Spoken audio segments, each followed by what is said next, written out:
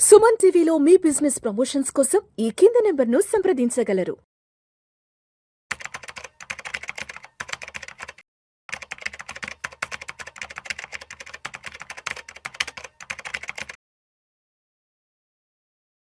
నమస్తే, welcome to Vishnu talks. నేను విష్ణు. ప్రస్తుతం నాతో పాటు స్టాక్ మార్కెట్ అనలిస్ట్ హర్ష ఉన్నారు. వారితో మాట్లాడదాం. నమస్తే హర్ష. నమస్తే. Welcome to Vishnu talks and welcome to Suman TV. Thank you. So Harsha, ఈ వీడియోలో కాస్త డీటెయిల్డ్గా గోల్డ్ అండ్ సిల్వర్ ప్రైసెస్ గురించి మాట్లాడుకుందాం. ప్రస్తుతానికి 24 క్యారెట్స్ 10 గ్రామ్స్ అయితే ఆల్మోస్ట్ 1,18,000 క్రాస్ అయిపోయి 1,20,000 25,000 వైపు పరుగులు పెడుతుంది. సిల్వర్ విషయానికి వస్తే కేజీ దాదాపు 1,41,000 42 43 వద్ద పరుగులు తీస్తుంది, ఇంక్లూడింగ్ 3% జిఎస్టీ. ఇప్పటివరకు మనం మాట్లాడుకుంది రిటైల్ షోరూమ్ ప్రైసు. ఎందుకంటారు బంగారం ధరల్లో ఇంత పెద్ద ఎత్తున ర్యాలీ వస్తుంది? అండ్ ఒక్కసారి అసలు లాస్ట్ 3 ఇయర్స్ అంటే దీపావళి టు దీపావళికి బంగారం ధరలు ఎంత పెరిగాయో చూస్తే 2023 దీపావళి అప్పటికి ఆల్మోస్ట్ 17.60 రిటర్న్స్ ఇచ్చాయి. అంటే 17% ప్రైసెస్ రిటర్న్స్ అనేవి ఎక్కువ వచ్చాయి. అండ్ 2024 చూస్తే గోల్డ్లో 41.43% రిటర్న్స్ వచ్చాయి.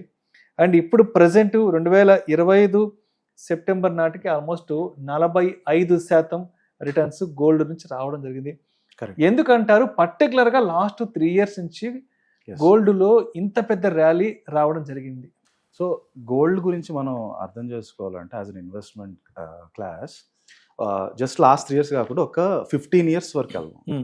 2010-11 నుంచి 2020 ఒక డెకెడ్ వరకు గోల్డ్ మీకు ఆల్మోస్ట్ 0 రిటర్న్స్ ఇచ్చాయి. లాస్ట్ 1 ఇయర్ గా మనకి స్టాక్ మార్కెట్ ఎలాగైతే 0 ఇచ్చిందో 2010 నుంచి 10 సంవత్సరాలు ఆల్మోస్ట్ గోల్డ్ 0 రిటర్న్స్ ఇచ్చాయి.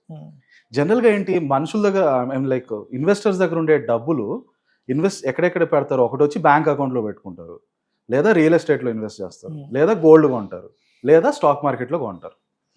ఎప్పుడైతే ప్రపంచంలో ఎటువంటి అన్సర్టెనిటీ అయినా వస్తే అప్పుడు అందరూ గోల్డ్ మీద ఇన్వెస్ట్ చేయాలని చూస్తారు. అసలు ఏంటి అన్సర్టెనిటీ అంటే, మాక్సిమం డబ్బులు ఇన్ జనరల్ స్టాక్ మార్కెట్లోకి వెళ్తాయి. స్టాక్ మార్కెట్ అంటే ఏంటి? కంపెనీస్, ఆ కంపెనీస్కి ఎంత లాభాలు ప్రతి సంవత్సరం తీసుకొస్తున్నాయి, వాళ్ళు వచ్చే లాభాలు బట్టి స్టాక్ మార్కెట్లో స్టాక్ ప్రైస్లు పెరుగుతాయి. అన్సర్టెనిటీ అంటే ఏంటి?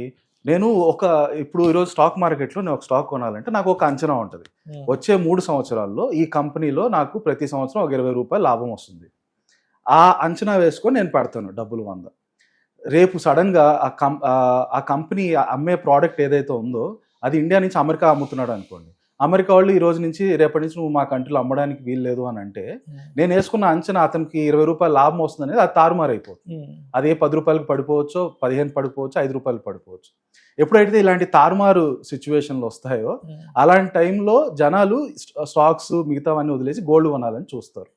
ఇన్ జనరల్గా అన్సర్టెనిటీ, ప్రపంచంలో ఎటువంటి అన్సర్టెనిటీ వచ్చినా గోల్డ్ ప్రైజులు పెరుగుతాయి. 2019లో ఎస్పెషల్గా గోల్డ్ ఆల్మోస్ట్ 11 నుంచి 19 వరకు ఒక 9 ఇయర్స్ నార్మల్గా ఉండి 0 రిటర్న్స్ ఇచ్చి అక్కడి నుంచి పెరగడం మొదలుపెట్టింది. 2019లో ఏం జరిగిందంటే అమెరికా చైనా మధ్యలో తారిఫ్ వార్, మన ట్రంప్ ఫస్ట్ టర్మ్లో ట్రేడ్ వార్ మొదలుపెట్టాడు. చైనా మీద తారీఫ్లు, ఈ రోజు నుంచి చైనా నుంచి వచ్చే ప్రోడక్ట్స్ అన్నిటి మీద డబ్బులు 10% ఎక్కువ కట్టాలి, 50% ఎక్కువ కట్టాలి, అలా స్టార్ట్ చేశారు. దానివల్ల అన్సర్టెనిటీ వస్తుంది.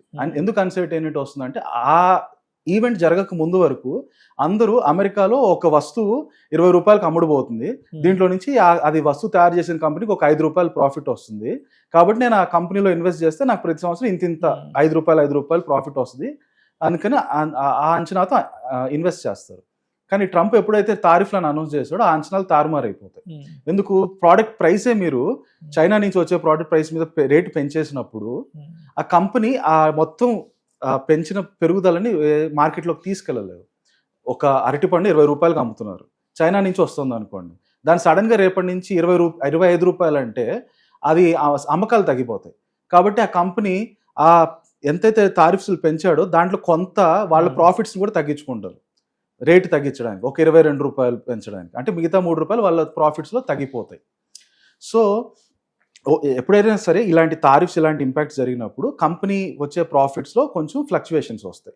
మీరు ముందుగా ఊహించుకున్న ప్రాఫిట్స్ అయితే రాకుండా కొంచెం అటు కానీ ఇటు కానీ ఫ్లక్చువేషన్స్ వస్తాయి. అలాంటి ఫ్లక్చువేషన్స్ టైంలో మార్కెట్ ఏమవుతుందో తెలియదన్న స్థితిలో జనాలు స్టాక్ మార్కెట్ నుంచి గోల్డ్లో పెడతారు. సో 2019లో మొదటిసారి అన్సర్టెనిటీ, ట్రంప్ చైనా మీద తారిఫ్ వారు మొదలు పెట్టాక ఆ అన్సర్టెనిటీ వల్ల జనాలు గోల్డ్లో పెట్టి 30,000 నుంచి 2011 నుంచి 19 వరకు 30,000 గోల్డ్, ఆల్మోస్ట్ ఒక 5,000 అటు ఇటు వెళ్తుంది, 30,000లోనే ఉండి 2019 నుంచి 30,000 నుంచి పెరగడం మొదలు పెట్టింది. 2020లో మనకు కోవిడ్ వచ్చేసింది. కోవిడ్ అనదర్ పెద్ద అన్సర్టెనిటీ. దానివల్ల అసలు కంపెనీలకు వచ్చే లాభాలు మొత్తం నష్టాల్లోకి వెళ్ళిపోయారు ప్రపంచంలో ఉన్న కంపెనీలని. కాబట్టి అది ఇంకో పెద్ద అన్సర్టెనిటీ వల్ల జనాలు ఇంకా గోల్డ్ కొనడం మొదలు పెట్టారు. అలా కోవిడ్ టైంలో ఈ 30,000 నుంచి స్టార్ట్ అయింది, 50,000 దాకా టచ్ అయింది. 2021 నుంచి 2023 మధ్యలో వరకు ఆ 50,000కి అటు ఇటుగా అలాగే కంటిన్యూ అయింది. 2023లో ఏం జరిగిందంటే, ఎస్పెషలీ మన 2022 రష్యా ఉక్రెయిన్ వార్ అప్పుడు అమెరికా ఒక చాలా పెద్ద తప్పిదం చేసింది. అది ఏంటంటే, రష్యా వాళ్ళ యుక్రెయిన్ మీద యుద్ధం కోసం వాళ్ళకి డబ్బులు కావాలి కదా. అయితే రష్యా కొంత సంపద అమెరికన్ డాలర్స్లో ఉంది. అమెరికా వాళ్ళు ఏం చేశారు, అమెరికా యూరోపియన్ నేషన్స్ కలిసి రష్యా ఎక్కడెక్కడైతే డాలర్స్ ఉన్నాయో అది మొత్తం ఫ్రీజ్ చేసేయండి అన్నారు. అంటే రష్యా మళ్ళీ అది వెనక్కి తీసుకునే వీలు లేకుండా చేయడం అనమాట. లాక్ చేశారు. అప్పుడు దాని ప్రభావం ప్రపంచంలో ఉన్న దేశాలన్నిటి మీద పడింది. ఎందుకు? ప్రతి దేశం దగ్గర అమెరికన్ డాలర్లు ఉంటాయి, ఇండియా దగ్గర కూడా ఉంది. ఇప్పుడు రేపు ట్రంప్కి మన మోదీ మీద కోపం వచ్చో లేకపోతే మన మీద కోపం వచ్చో ఇండియాలో ఉండే డాలర్లన్నీ ఫ్రీజ్ చేసేయండి అన్నాడు అనుకో.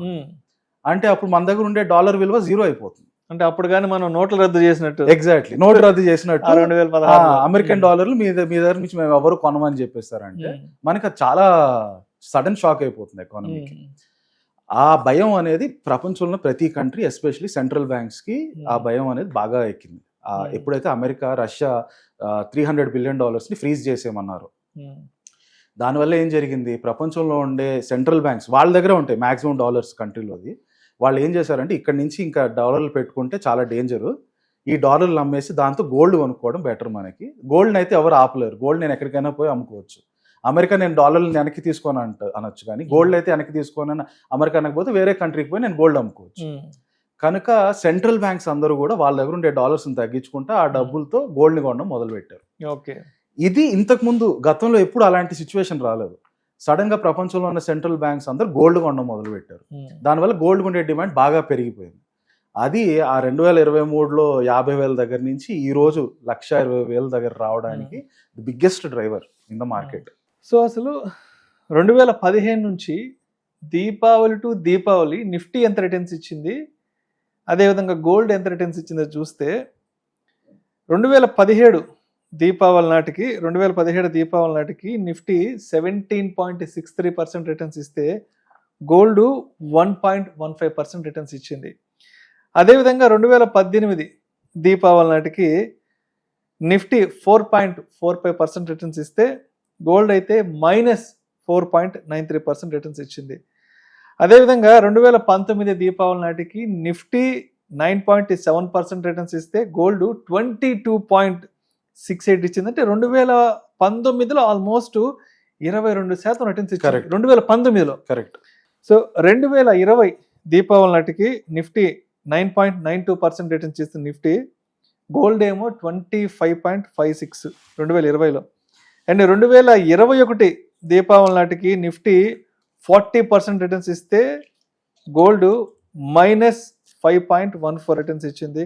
అండ్ 2022లో నిఫ్టీ అయితే -1, ఆల్మోస్ట్ 0 రిటర్న్, నథింగ్ రిటర్న్స్లో 0 రిటర్న్స్ ఇస్తే గోల్డ్ కూడా 2022లో -7.94% ఇచ్చింది.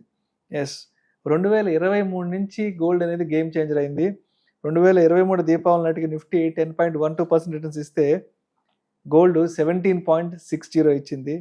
అండ్ 2024 పోయిన సంవత్సరం నిఫ్టీ 23.97% రిటర్న్స్ ఇస్తే గోల్డ్ అయితే ఏకంగా 41.43%.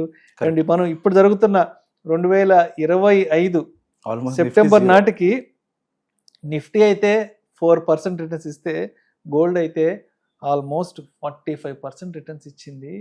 ఏంటంటే అంటే ఇంత పెద్ద డిఫరెన్సెస్ ఏంటి అసలు అర్థం కావట్లేదు అసలు. ఎస్పెషలీ లాస్ట్ 3 years నుంచి 2023 నుంచి 2023లో 17 ఇచ్చింది, 24లో 41 ఇచ్చింది, ఈ సంవత్సరం 45 అబౌవ్ ఇచ్చింది కదా. ఎందుకంటారు 23 నుంచి మంచి ర్యాలీ తీసుకుంది gold market? Correct. So gold ఎప్పుడు అలా అంత సూపర్ ర్యాలీ చరిత్రలో ఎప్పుడు రాలేదు. లాస్ట్ టైం చరిత్రలో వచ్చింది ఎప్పుడు అంటే 1970s నిక్సన్ షాక్ అంటారు. రిచర్డ్ నిక్సన్ ఒక రోజు $US గోల్డ్స్ కి ఇంకా లింకేజ్ లేదన్నప్పుడు, ఆ తర్వాత ఇన్ఫ్లేషన్, అమెరికాలో ఇన్ఫ్లేషన్, ఆయిల్ ప్రైజులు పెరిగి ఇన్ఫ్లేషన్ బాగా పెరిగినప్పుడు గోల్డ్ భయంకరంగా పెరిగింది. That was the first instance. ఆ తర్వాత మంచి ర్యాలీ గోల్డ్ ఎప్పుడు ఇచ్చిందంటే మన 2008, 2005 to 2010 పీరియడ్, ఎప్పుడైతే మన గ్లోబల్ ఫైనాన్షియల్ క్రైసిస్ వచ్చిందో ఆ టైంలో మంచి ర్యాలీ ఇచ్చింది. ఆ తర్వాత అలాంటి ర్యాలీ ఆల్మోస్ట్ 12-15 ఇయర్స్ తర్వాత 2023 అక్టోబర్ సెప్టెంబర్ నుంచి ఇప్పటి వరకు ఇస్తుంది. The biggest driver once again central bank buying. ఎప్పుడైతే సెంట్రల్ బ్యాంక్స్ కి అమెరికా డాలర్స్ నుంచి డీడాలరైజేషన్ అంటాం ఫిలామినా, అమెరికా డాలర్స్ తగ్గించుకోవాలని ఫిక్స్ అయ్యారో అందరూ సెంట్రల్ బ్యాంక్స్ కూడా స్లోగా గోల్డ్ ని కొనడం మొదలు పెట్టారు. అయితే అలా పెరుగుతూ ఇప్పుడు మీరు చెప్పినట్టు నిఫ్టీ కంటే గోల్డ్ చాలా అద్భుతంగా రిటర్న్స్ ఇచ్చాయి లాస్ట్ 2-3. కానీ ఇదే మీరు ఎప్పటికీ ఇలాగే ఉంటుందని అనుకుంటే మాత్రం చాలా నష్టపోతారు ఫ్యూచర్లో. సో ప్రస్తుతం ఇంటర్నేషనల్ ప్రైస్ గోల్డ్ చూసుకుంటే $3,750 పర్ ఔన్స్ ఆ దగ్గరలో ఉందండి. ఒక 2010 ఆ టైప్ బుల్ రన్ ప్రకారం చూసుకుంటే ఇది $4,000 వరకు టచ్ అవ్వచ్చు. సో ఇంకా $250 dollar terms, gold dollar terms లో ఇంకా $250 వరకు పెరగచ్చు. అదే రూపీ టర్మ్స్ లో చూసుకున్నా కూడా మనకి అరౌండ్ ఇంకా 1,20,000 అన్నారు కదా, 1,30,000 వెళ్ళడం అనేది చాలా సులువుగా వెళ్ళిపోతుంది. సులువుగా అంటే మేబీ ఒక 4 months 5 months టైం. కానీ ఇందాక నేను చెప్పినట్టు 11 నుంచి 19 వరకు, 2011 నుంచి 2019 వరకు గోల్డ్ 0 ఇచ్చింది. మీరు గోల్డ్ లాస్ట్ 2 ఏళ్లలో పెరిగినట్టు ఇంకా పెరుగుతుంది కదా అని ఇంకా కొనుక్కొని దాంట్లో ఎక్కువ డబ్బులు పెట్టారంటే మాత్రం ఖచ్చితంగా నష్టపోతారు. అలా అని చెప్పి ఎవరైనా సరే వాళ్ళు ఫైనాన్షియల్ ప్లానింగ్ చేసుకునేటప్పుడు, వాళ్ళు ఇన్వెస్ట్ చేసేటప్పుడు they have to allocate some percentage to gold, some to equity, some to real estate. ఆ గోల్డ్ అలొకేషన్ జనరల్ గా 5 to 10% వరకు ఉంటే చాలు. ఒకవేళ మీ దగ్గర ఆల్రెడీ 5 to 10% ఉంటే కొత్తగా తీసుకోకండి, అన్లెస్ మీకు కన్జంప్షన్ పరంగా పెళ్లిళ్ళు అలాంటి టైంలో కన్జంప్షన్ పరంగా తీసుకుంటారు, అవాయిడ్ చేయలేరు కాబట్టి అలాగో కొంటారు. బట్ లాస్ట్ 2 years ర్యాలీ అద్భుతంగా ఉండింది కదా, ఇంకా 2 లక్షలు 3 లక్షలు అయిపోద్దని ఇప్పుడే బీభత్సంగా డబ్బులు పెట్టేశారంటే మాత్రం ఆ డబ్బులు లాక్ అయిపోతుంది. దాంట్లో పెద్ద మీకు గెయిన్స్ రిటర్న్స్ ఏం రాకపోవడం వల్ల, ఇన్ఫ్లేషన్ వల్ల మీరు ఇంకా నష్టపోతారు దాంట్లో. సో గోల్డ్ మేబీ ఇంకో 10-15% డెఫినెట్ గా ఉందండి అప్ సైడ్. సిమిలర్లీ మీరు చూసుకున్నట్లయితే సిల్వర్ కూడా అలాగే మంచి ర్యాలీ, సిల్వర్ కూడా విపరీతమైన ర్యాలీ. ఎప్పుడైతే గోల్డ్ ₹1,00,000 టచ్ అయిందో అది ఒక సైకలాజికల్ లెవెల్, 1,00,000 టచ్ అవడం అనేది ఒక సైకలాజికల్ లెవెల్. దానివల్ల జనాలు గోల్డ్ నుంచి కొంచెం సిల్వర్ కొనడం ఎక్కువ మొదలు పెట్టారు. అయితే సిల్వర్ కి ఒక ప్రత్యేకత ఉంది. గోల్డ్ ఇండస్ట్రియల్ గా అంత ఎక్కువ యూజెస్ ఏమి ఉండవు, గోల్డ్ ఉండదు. గోల్డ్ ఎక్కువగా మనం స్టేటస్ సింబల్ లాగా కొనుక్కోవడం వల్ల తప్పితే సిల్వర్ లో కొంచెం ఇండస్ట్రియల్ యూజెస్ ఉంటాయి. ఆ ఇండస్ట్రియల్ యూజెస్ అనేది గత 2-3 ఏళ్లుగా బాగా పెరిగిపోతుంది. దానికి కారణం ఏంటంటే సిల్వర్ ని ఎలక్ట్రిక్ వెహికల్స్, బ్యాటరీస్ వీటన్నిటిలో కూడా వాడతారు. గ్రీన్ ఎనర్జీ సెక్టర్ లో కన్సంప్షన్ ఎక్కువ ఉంది, టెలికాం సెక్టర్, కరెక్ట్. ఎంటైర్ కొత్త ఎమర్జింగ్ సెక్టర్స్ ఏవైతే ఉన్నాయో వాటన్నిటిలో సిల్వర్ వాడకం పెరుగుతోంది. అందుకే మీరు చూసినట్లయితే అమెరికా కూడా సిల్వర్ ని ఒక క్రిటికల్ రిజర్వ్ గా పరిగణించింది కొత్తగా, రీసెంట్ గానే. ఎప్పుడు చేయలేదు అలా, ఈ రీసెంట్ గా చేయడం కారణం ఏంటంటే ఫ్యూచర్ లో మనకి సిల్వర్ చాలా అవసరం ఎక్కువ ఉంది కాబట్టి ఊరికే సిల్వర్ ని బయట దేశాలకు అమ్మకండి, మాక్సిమం అమెరికాలో వచ్చే ప్రొడ్యూస్ చేసే మైన్ చేసే సిల్వర్ ని అమెరికాలోనే ఉంచండి అని చెప్పి దాన్ని క్రిటికల్ గా పెట్టడం జరిగింది. సిల్వర్ లో కూడా గోల్డ్ టైప్ లో సిమిలర్ అప్సైడ్ ఉండొచ్చు. అండ్ ఇంకొక విషయం ఏంటంటే మన రూపీ డెప్రిసియేషన్. సో మన ఇండియాలో మనం కొనే గోల్డ్ ధర ఓవరాల్ గా ప్రపంచంలో పెరిగే గోల్డ్ ధర ఇంటూ అది డాలర్లో నమోదవుతుంది ప్రపంచంలో ఉండే గోల్డ్ ధర. అది రూపీ కన్వర్జన్, రూపీనికి డిప్రిసియేషన్ అంటే మనకి $1 $90 దాకా వచ్చేసింది కదా ఇప్పుడు. ఆ కన్వర్జన్తో మల్టిప్లై చేసినప్పుడు ఇండియన్ రూపీస్లో వస్తుంది. మీరు ఏదేదైతే లాస్ట్ 2 years లో గోల్డ్ 40% 45% అంటున్నారో దాంట్లో మన రూపీ కూడా బాగా డెప్రిషియేట్ అయింది. రూపీ డెప్రిషియేట్ అవడం కూడా యాక్చువల్ గోల్డ్ ప్రైస్ పెరగడానికి ప్లస్ రూపీ డెప్రిసియేషన్ అయ్యి ఇంకా ఎక్సలెంట్ రిటర్న్స్ వచ్చాయి. యుఎస్ ఇండియా డీల్ నవంబర్ లోపల జరుగుతుందని గవర్నమెంట్ కూడా అంటున్నారు. ఒకవేళ ఆ డీల్ కనుక సెట్ అయిపోతే డెప్రిసియేషన్ అనేది కొంచెం స్టెబిలైజ్ అయిపోతుంది, మరీ అంత ఎక్కువ డెప్రిసియేషన్ రాకపోవచ్చు. సో గోల్డ్కి ఒక సైడ్ నుంచి ఆ డ్రైవింగ్ ఫోర్స్ కొంచెం తగ్గొచ్చు. సో డీల్ మాత్రం ఓకే అయితే కొంత ఎస్ డెఫినెట్ గా కిందకు వచ్చే కిందకు వచ్చే అవకాశాలు ఉన్నాయి. కిందకంటే మరీ ఎక్కువ రాకపోవచ్చు. గోల్డ్ ప్రైస్ అలాగే స్టేబుల్ గానే ఉంటది కాబట్టి ఈ డెప్రిసియేషన్ ఒక 5% డెప్రిసియేషన్ స్లో అయిపోవడం వల్ల ఒక 5% కరెక్షన్ జరగచ్చు at max. At the same time central banks అయితే ఎప్పుడైతే ఈ కొనడం మొదలు పెట్టారో అప్పటి నుంచి లాస్ట్ 2 years లో 40% 45% రిటర్న్స్ వచ్చాయి. సెంట్రల్ బ్యాంక్స్ ఎప్పటికీ ఇలా కొంటూ ఉండరు. అది వాళ్ళు ఎప్పుడైతే కొనడం అనేది కొంచెం స్లో అయిపోతుందో అప్పుడు మీ గోల్డ్ ప్రైస్ కూడా స్లో అయిపోతుంది. చైనా కూడా విపరీతంగా ఉంటుంది. విపరీతంగా ఎస్. సో సెంట్రల్ బ్యాంక్స్ కానీ చైనా కానీ ఇవి చైనీస్ సెంట్రల్ బ్యాంక్ బేసికల్ గా ఈ సెంట్రల్ బ్యాంక్స్ మన ఇండియన్ సెంట్రల్ మన ఆర్బీఐ కూడా భయంకరంగా కొంటున్నారు. వీళ్ళు ఎప్పుడైతే కొనడం స్లో చేసేస్తారో అది ఎప్పుడు స్లో చేస్తారు, వీళ్ళ దగ్గర ఉండే డాలర్ రిజర్వ్స్ కొంచెం వీళ్ళు అనుకున్నది ఇంతకుముందు బాగా ఎక్కువ ఉండేది, అది తగ్గిపోయి గోల్డ్ రిజర్వ్స్ ఒక లెవెల్కి వచ్చేంత వరకు కొంటూనే ఉంటారు. అది ఎప్పుడైతే ఆపుతారో అప్పుడు మీ గోల్డ్ ప్రైస్ పెరగడం ఆగిపోతుంది. రెండోది యుఎస్ ఎఫ్టీఏ డీల్ వల్ల మీకు ఎక్కడైతే ఈ డెప్రిసియేషన్ కరెన్సీ కన్వర్జన్ లో వచ్చే లాభాలు అది కూడా కొంచెం స్లో అయిపోతుంది. సో మేబీ ఇంకో 10-15% అయితే డెఫినెట్ గా పెరుగుతుంది గోల్డ్. ఆ పైన ఎంత పెరుగుతుంది అనేది purely based on central bank ఎంత కొంటారు అనే దాని మీద ఉంటుంది. Thank you so much Harsha. Thank you sir.